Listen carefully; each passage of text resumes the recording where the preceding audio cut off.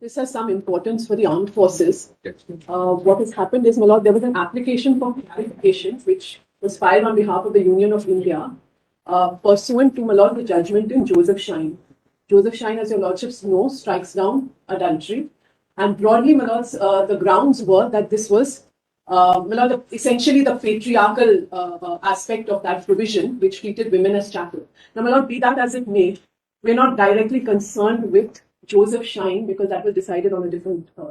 We are really concerned with what amounts to discipline or indiscipline in the army or the armed forces generally, and what is unbecoming conduct. Because we have our own, my lord, the armed forces would have their own code of conduct, and therefore, my lords, if what has happened, let me just indicate as to what has occasioned this. Finding it in the form of a clarification. My lord, what happened was this was a clarification because what happened was this, my lord. There were certain, officers who were charged for unbecoming conduct on the ground that while my lords, that they were having illicit The affection or something, the expression used is. My lord, illicit relationship, my lord, we may call it an extramarital affair or whatever, my lord, unbecoming conduct.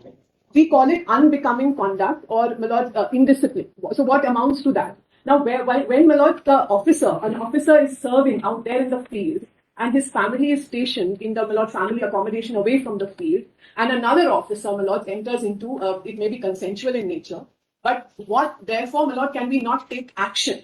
What has happened is that the AFT took a view, in some cases, that it must be quashed because, now because of Joseph Shine. So, my lord, this would certainly create some instability within our ranks because, my lord, ultimately we have to be able to, my lord, inspire confidence in the office of those who serve in the field. And, my lord, You're saying that they can be charged for misconduct. Misconduct, indiscipline, unbecoming conduct, and, my lord, because adultery has very different patriarchal, my lord, connotations under 497. Now, here under this, my lord, our action we can even take against a female officer. There is nothing unequal or it's completely gender neutral. But so this is the issue, my lords, and therefore, my lords, this has been put before a constitution. So, which part of the judgment of Joseph Shine's actually creates a problem for you? My lord, simply because what has happened. What is it that you're seeking to clarify? My lord, we are seeking to clarify that the Joseph Shine judgment striking down Section 497 will not come in the way of the armed forces taking action for under certain provisions, my lord, under our respective acts, including the Army Act. Does it preclude you from doing it? Does the judgment? What has happened is the AFT has taken such a view. But then should you not independently challenge that? I mean, instead of we have clarification. We have challenged it, but my lords, it requires some because my lord, they are using the Constitution bench judgment in Joseph Shine. Say the Constitution bench is either right or wrong. Right. If it is wrong, you have a remedy of review. No, we are not saying it is wrong because it said nothing in respect of the army. That's right, exactly.